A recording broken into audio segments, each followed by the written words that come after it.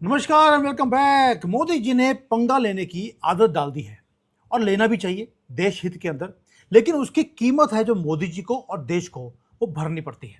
लेकिन आप सेफ नहीं चल सकते, आपको ये लड़ाइयां करनी पड़ेंगी। इसलिए मार्को रूबियो वो भारत में आए हैं। वो आए भी कहां पर? कलकत्ता गए पहले, उसके बाद दिल्ली में मीटिंग्स करी। अब सबने उसके ऊपर मीटिंग्स जो कलकत्ता में गए हैं उसके ऊपर बड़ी बड़ी बातें करनी शुरू कर दी। 5 मिनट हुए हैं अभी मार्को रूबियो को भारत में लैंड किए और इन्होंने उसकी एनालिसिस भी कर दिया। मुझे नहीं समझ आता इतनी जल्दी एनालिसिस हो कैसे जाती है। वो इतना इंपॉर्टेंट नहीं था। मोस्ट इंपॉर्टेंट था कि वो दिल्ली में क्या किया है, वो भी इतना इंपॉर्टेंट नहीं है। इंपॉर्टेंट है जो दिल्ली में या कलकत्ता में आने से पहले मार्को रूबियो ने कहा या उन्होंने किया। उन्होंने अपने एजेंडे को बिल्कुल क्लियर कर दिया था, किसी ने इसको कवर नहीं किया। मार्को रूबियो जो भारत में आए हैं उसका एजेंडा 2 पॉइंट का है। मैं आपके सामने रखूंगा 2 पॉइंट और उसके अराउंड 4-5 और न्यूज हैं। जब आप जोड़ेंगे सारी कड़ियां आपको समझ आ जाएंगी। 2 पॉइंट ये हैं, अमेरिका को बचाना है, प्लीज सेव अमेरिका। मैं आपको एक्सप्लेन करूंगा सेव अमेरिका क्यों बोला जा रहा है और मार्को रूबियो भारत क्यों आए हैं। इससे पहले ये गए थे चाइना में। चाइना के बाद भारत में आने का मतलब क्या है, अब आपको समझ आएगा कि कड़ियां क्या है। मैसिव जियोपॉलिटिकल बॉम्बशेल है दोस्तों, जो गिरवा दिया गया US secretary of state Marco Rubio की तरफ से even before reaching Kolkata. Washington में वो बैठे हुए थे, वहां पर बैठकर एक डेंजरस हाई स्टेक की, जिसको बोलते हैं गुगली बॉल, वो फेंकी है भारत के ऊपर। और Bharat was really taken of guard. हमें पता ही नहीं था कि ये काम ये हमारे साथ करने वाले हैं। कोई वार्निंग नहीं दिया रूबियो ने। पब्लिकली अमेरिका में बैठकर भारत में आने से पहले उन्होंने अनाउंस कर दिया कि जो वेनेजुएला का जो नई प्रेसिडेंट है वो भारत में आने वाली है अगले हफ्ते। ये कोई डिप्लोमेटिक अनाउंसमेंट नहीं था। दिल्ली को मालूम नहीं था कि वेनेजुएला की प्रेसिडेंट भारत में आ रही है। वेनेजुएला को भी मालूम नहीं था कि वो भारत में आने वाले हैं, ना ही उन्होंने इस चीज को कंफर्म किया। इस कॉन्फिडेंशियल जो ट्रिप है उसको लीक किया गया पूरे दुनिया को मार्को रूबियो की तरफ से, क्योंकि अमेरिका दिखाना चाहता है कि भाई उन्होंने पहले तो रेजिम चेंज किया वेनेजुएला के अंदर, वहां के जो वर्ल्ड के लार्जेस्ट ऑयल रिजर्व्स हैं उसको अपने कब्जे में किया, और अब उन्होंने दिखा दिया कि कौन सा प्रेसिडेंट किसको जाके मिलके जाएगा। ये चाबी ये हमारे पास है, और ये चाबी किसको दिखाई है? मोदी जी को। ये बहुत ही बड़ा ब्रूटल, एक कैलकुलेटेड एक ट्रैप था। अब ये किया क्यों गया? मार्को रूबियो भारत में आते हैं और भारत में आकर एक अल्टीमेटम देते हैं हमें, जो पहले वहां पे बोला था अमेरिका में, अब भारत में आके उन्होंने बोल दिया कि हम आपको endless, unlimited, dirt cheap Venezuela का क्रूड ऑयल हम देने को तैयार हैं। और आपकी जो इतनी मैसिव एनर्जी की रिक्वायरमेंट्स है, अपने 40 कंट्री से आप तेल खरीद रहे हो, कभी यहां से लेते हो कभी वहां से लेते हो, करने की जरूरत नहीं है। बस आप वेनेजुएला से जो तेल लेना है हम आपको देने को तैयार हैं। आप उसके बदले में एक काम कर दीजिए, 2 काम सॉरी। एक, रशिया से जो आप तेल खरीद रहे हैं इसको आप बंद कर दीजिए, ताकि पुतिन का जो कैश फ्लो है वो खत्म हो जाएगा। और दूसरा है, जो आप यूएस डॉलर को बाईपास करने के बाद इंडियन रुपी में आप तेल को खरीद रहे हैं, इसको आप बंद कर दीजिए, ताकि आप जो बाईपास कर रहे हैं यूएस डॉलर को, ये खत्म हो जाएगा। तो एजेंडा 2 पॉइंट का है, save America by using dollar to buy oil. अगर हम रशिया का तेल डॉलर में खरीदना शुरू कर दें तो यूएसए को प्रॉब्लम नहीं है, अगर हम रशिया से भी तेल खरीद रहे हैं। अब ये रीजन क्या है? ये मुद्दा सिर्फ 2 चीजों का नहीं है, इसके अराउंड 5-6 चीजें और हैं। आप देखेंगे आपको सारी कड़ियां समझ आएंगी कि why he is rushing towards India. ये जो बोला गया है कि आप रशिया का तेल मत खरीदिए और डॉलर में खरीदिए, उसका रीजन क्या है? वॉशिंगटन डेस्परेट है दोस्तों। रीजन उनका पैनिक का ये है कि उनके कंट्री में वो डिजास्टर आना शुरू हो गया, और वो सब कुछ जो डिजास्टर था वो शुरू हुआ चाइना से। आपको मालूम है डोनाल्ड ट्रंप चाइना गए थे, वहां पर 2 या 3 चीजें इन्होंने चाइना के सामने रखी। एक, क्यों ना चाइना और अमेरिका इकट्ठे मिलकर एक G2 एक ग्रुप बनाते हैं, G2 का, वहां पर, ताकि दुनिया के ऊपर राज करना है। आधी दुनिया आप रखिए, आधी दुनिया मैं रखता हूं। शी जिनपिंग ने मना कर दिया। उसके बाद ताइवान के ऊपर बात ट्रंप को करने ही नहीं दी। ट्रंप को एक ही काम था, वो अपने सीईओज को लेके गया था। यहां पर 17-18 बड़े सीईओज जो अमेरिका के कंपनीज के हैं वो चाइना में आए और यहां पर ऑफर किया डील्स को कि आपको तरक्की चाहिए चाइना को, तो ये सारे सीईओज आपके कंट्री में चाइना के अंदर इन्वेस्ट करने को तैयार हैं। उसके बदले एक ही चीज मिला ट्रंप को कि ईरान के अंदर जो इंटरफेरेंस है वो चाइना नहीं करेगा। लेकिन उसके अलावा कोई भी और चीज़, ना टैरिफ्स की बात करी गई, ना ताइवान के ऊपर करी। और आज जो न्यूज़ आई है वो ट्रंप जो हथियार बेचने वाला था ट्रंप ताइवान को, वो कैंसिल कर दिया गया है। यानी कि एक टोटल ग्लोबल एम्बैरेसमेंट है अमेरिका के लिए। एक तो ये हो गया। दूसरा, जो मार्को रूबियो हैं, इवन कि तुलसी गबार्ड ने भी अमेरिकन प्रेसिडेंट को एक बात समझाई थी कि तुम एक तरफ तो चाइना के साथ आंखें दिखा रहे हो, उसको नीचे करने की कोशिश कर रहे हो, और उसी टाइम पर तुम इंडियन टाइगर जो है उसके साथ भी पंगा ले रहे हो, तुम सर्वाइव नहीं कर सकते। उसको रिजाइन करना पड़ गया। रिजाइन करने का रीजन मैंने आपको बता दिया। तो अब जब भारत में मार्को रूबियो आए हैं, वो लेकर के आए हैं, वो दो चीजें लेकर आए। एक, पहले तो उन्होंने दो चीजें मांगी हमसे, वेनेजुएला का तेल और डॉलर वाला कि आप करिए। अब मार्को रूबियो हमारे लिए लेकर के आए हैं। वो लेके आए हैं, एक तो वेनेजुएला का तेल की यूएस डॉलर में खरीदिए। दूसरा, सडनली उन्होंने क्वाड की अलायंस की बात दोबारा से करनी शुरू कर दी है। आपने पिछले, जब से डोनाल्ड ट्रंप आए हैं, आपने क्वाड की कोई भी बात इस एडमिनिस्ट्रेशन से नहीं सुनी होगी। अब अमेरिका, जापान, ऑस्ट्रेलिया सडनली ये भारत को बोल रहे हैं कि आप क्वाड का मेंबर दोबारा से बन जाइए। ये तो पहले बोल रहे थे कि क्वाड में से हमें निकाल कर ये फिलीपींस को लेके आने वाले हैं। कभी किसी को बात करते थे, हमने जवाब ही नहीं दिया। अब हमें बोला जा रहा है आप क्वाड में आइए, और जो इंडो पैसिफिक है पूरा का पूरा आप कंट्रोल करना शुरू कीजिए।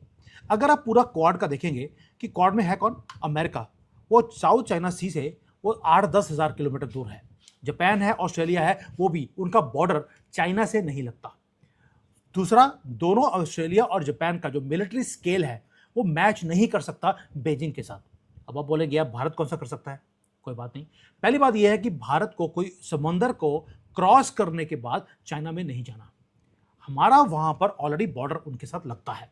दूसरा, हमारी, अगर आपको लगता है कि हमारी फायर पावर उतनी नहीं है जितनी चाइना की है, क्योंकि राहुल गांधी ने आपको समझा दिया, हो सकता है आपके दिमाग में ये बात आ गई हो, तो प्लीज ये भूलना मत कि गलवान में और डोकलाम में जो हमने इनका हाल किया था, उन्होंने हमारे से पंगा लिया, हमने 5 गुना ज्यादा उनसे पंगा लिया है। उसके बाद चाइना को बॉर्डर से पीछे हटना पड़ा। तो अमेरिका को समझ आ गया कि बिना न्यू दिल्ली के क्वाड के अंदर वो पूरे के पूरा जो एशिया को कंट्रोल करने की कोशिश कर रहा है अमेरिका, वो नहीं कर सकता। उनका कंट्रोल, वेस्ट का कंट्रोल एशिया से कंप्लीटली खत्म हो सकता है। उन्हें क्वाड में भारत की जरूरत है। ये चीज हो गया। दूसरा, एक तो हो गया कि डोमिनेंस ओवर एशिया। अब डोमिनेंस ऑफ एशिया करना है तो अब बात करते हैं चाइना की। चाइना को काउंटर करना है तो कौन कर सकता है?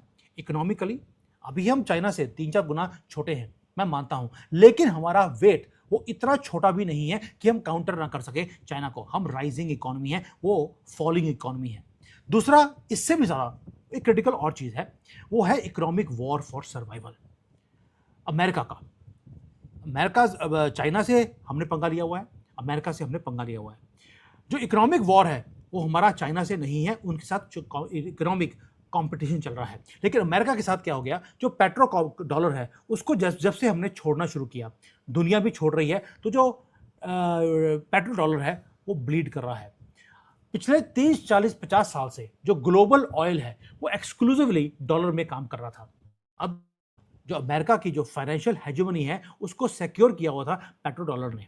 लेकिन यूक्रेन वॉर में जब रशिया के पैसों को ब्लॉक किया गया तो भारत ने रशिया के साथ मिलकर मोनोपोली को तोड़ दिया। हमने लोकल करेंसी में काम करना शुरू कर दिया। हमने जब ये हरकतें करी तो उसके बाद दुनिया ने भी डॉलर में काम करना बंद कर दिया और अमेरिकन इकोनॉमी तब से कोलैप्स होती जा रही है। अब देखिए हर 100 दिन में $1 ट्रिलियन का उनका जो कर्जा है वो बढ़ना शुरू हो गया। तो जो हमारे पास रूबियो आए हैं यहाँ पर, वो कोई पार्टनरशिप बेस्ड ऑन फ्रेंडशिप लेकर नहीं आए हैं, वो पार्टनरशिप की बात कर रहे हैं based on America's survival, not on Bharat survival. भाई हम तो तेल ऑलरेडी डिस्काउंटेड रेट पे हम रशिया से खरीद रहे हैं, अगर हमें रशिया को छोड़कर वेनेजुएला से लेना पड़ेगा हमें फायदा क्या है? लेकिन अमेरिका वही कार्ड वेनेजुएला वाला हमारे साथ खेलने को तैयार है। क्या बोलकर कि भाई आप डॉलर सिस्टम को मत छोड़िए, अब किसी तरीके से डॉलर के ऊपर ट्रेड करना आप शुरू कर दीजिए। 47 कंट्रीज हैं जिसके साथ मोदी जी ने रुपी में काम करना शुरू कर दिया। उनके वॉस्ट्रो अकाउंट्स ऑलरेडी भारत में खुले हुए हैं। अब जो मार्को रूबियो कर रहे हैं, उन्होंने क्या किया, मैंने पहले बोला, एक बहुत बड़ी मुसीबत भारत के लिए वो खड़ी करने वाले हैं। डेडली ट्रैप है कि भारत को बोल दिया कि भाई अब जो है ना रशिया से तेल मत लेकर अब वेनेजुएला से लीजिए। उसका रीजन, हमारी जो रिक्वायरमेंट्स है तेल की वो बढ़नी शुरू हो गई है और इनको मालूम है कि हमारी रिक्वायरमेंट्स अब कम होने वाली नहीं है। और अगर अमेरिका को चीप ऑयल भारत के अंदर बेचना है तो करना क्या पड़ेगा, भारत को अमेरिका के रखे हुए जो टर्म्स एंड कंडीशंस हैं उसको हमें एक्सेप्ट करना पड़ेगा। डिक्टेशन अमेरिका से आएगी और उसके लिए भारत को अपनी जो foreign policy, independent foreign policy है, उसको छोड़ना पड़ेगा। मोदी जी ने क्या बोला, this is not going to happen. इसलिए जो मोदी जी हैं वो क्या कर रहे हैं, उन्होंने बोल दिया कि भाई भाड़ में जाओ, मैं अपनी कंट्री की कहाँ से खरीदना है, कहाँ से नहीं खरीदना, कितने में खरीदना है और कौन सी करेंसी में खरीदना है, वो मैं अपनी करेंसी में करूंगा, मैं खुद डिसाइड करूंगा। इसलिए मार्को रूबियो कलकत्ता में गए थे। 20-30 साल के बाद कोई अमेरिकन कलकत्ता में गया है क्योंकि अब उन्होंने सेफ फील करना शुरू कर दिया। लेकिन वो मैसेज था, मोदी या तो हमारी बात मान लो वरना आपके लिए प्रॉब्लम्स वो क्रिएट की जाएंगी। कॉकरोच जनता पार्टी अमेरिका से बैठकर बनी है, बनाई केजरीवाल ने है, लेकिन सपोर्ट कौन कर रहा है, अमेरिकन डीप स्टेट। तो ये जो मैसेजिंग है बहुत छोटी सी चीज थी कि आपको उन्होंने बोल दिया ट्रेड हमारे से करो हमारी टर्म्स पर, वरना ये होगा जो हम कर रहे हैं। बल्कि मोदी जी 10 स्टेप आगे हैं।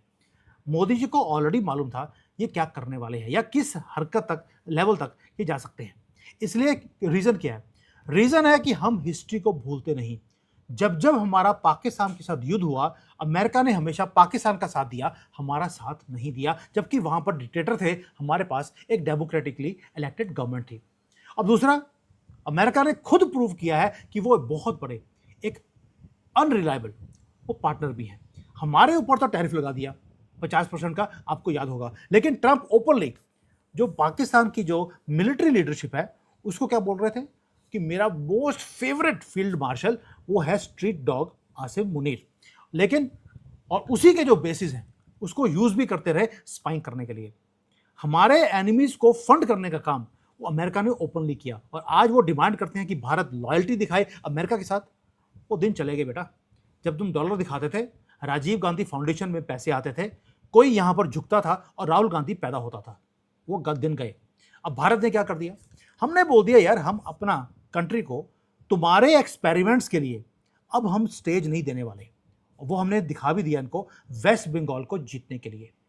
दोस्तों अगर आप वेस्ट बंगाल इस बार हार जाते, आप देश को हार जाते, आपने एक मैसेज अमेरिका को भेजा है कि तुम्हारा अब जो हमारे कंट्री में ये प्रॉक्सी वॉर्स करने का जो टाइम था वो हमने खत्म कर दिया। अब जो न्यू दिल्ली है वो क्या कर रहा है कि जो मार्को रूबियो को क्या बोला कल मोदी जी के साथ मीटिंग में कि हमारी जो टर्म्स हैं वो नॉन नेगोशिएबल है।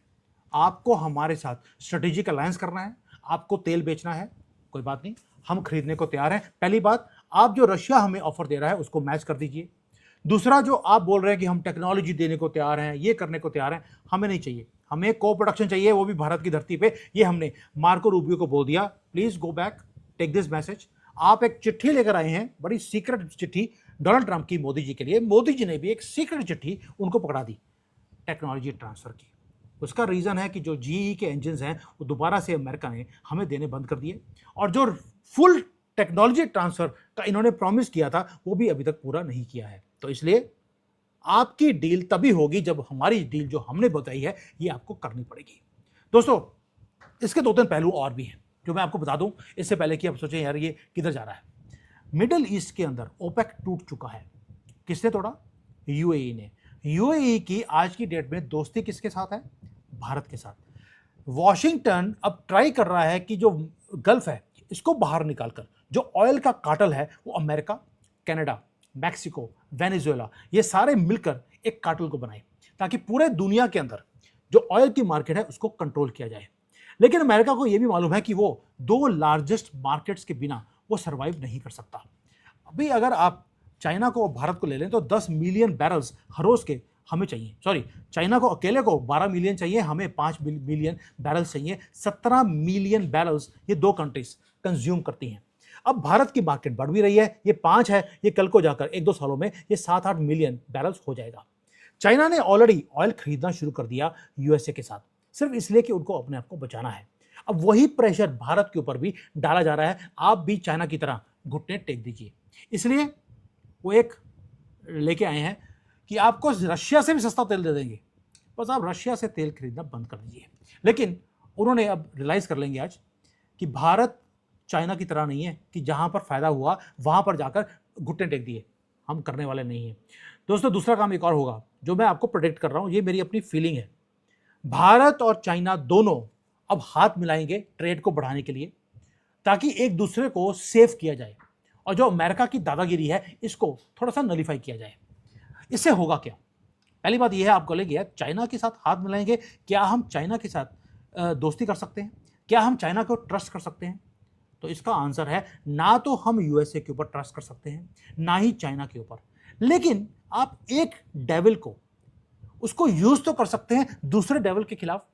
चाइना एक राक्षस है, हमें मालूम है, आप विश्वास नहीं कर सकते, लेकिन अगर आज वो भी फंसा हुआ है, हम भी फंसे हुए हैं, अगर हम दोनों हाथ मिलाकर ये जो हेजेमनी है, अमेरिका की दादागिरी है, इसको काउंटर करने का काम अगर एक साल कर लेते हैं, डोनाल्ड ट्रंप तो गयो और अमेरिका का डॉलर भी वो भी गयो। तो अगर वो काम हो सकता है, हम इंडिपेंडेंटली काम कर सकते हैं, व्हाई नॉट। उसके बाद जो जो अनकी है या उसकी जो तरीका है एक्सपेंशनिस्ट का चाइना का, वो चलता रहेगा, उसको आप ऐसे रोक नहीं सकते। तो जो एरा है अमेरिकन डिक्टेशन का, वो कंप्लीटली डेड होने वाला है। इसके लिए भारत एक ही काम करेगा, काउंटर हम बड़ी ब्यूटीफुली कर रहे हैं, यूएई को अपने साथ लगा लिया, अब चाइना का नंबर है, हम रुपी का स्लाइड होने दे रहे हैं, इसका फायदा हो रहा है, चिंता मत कीजिए।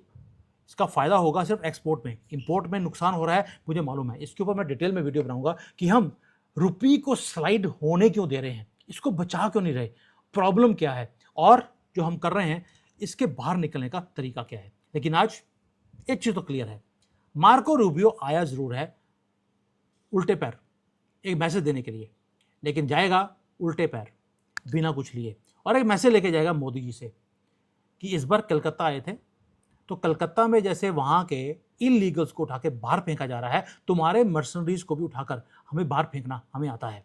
We are going to call the shots and just wait and watch. इस बार मोदी जी मार्को रूबियो के साथ करने वाले हैं, it is going to be historical. Thank you, Jai Hind, Vande Mataram.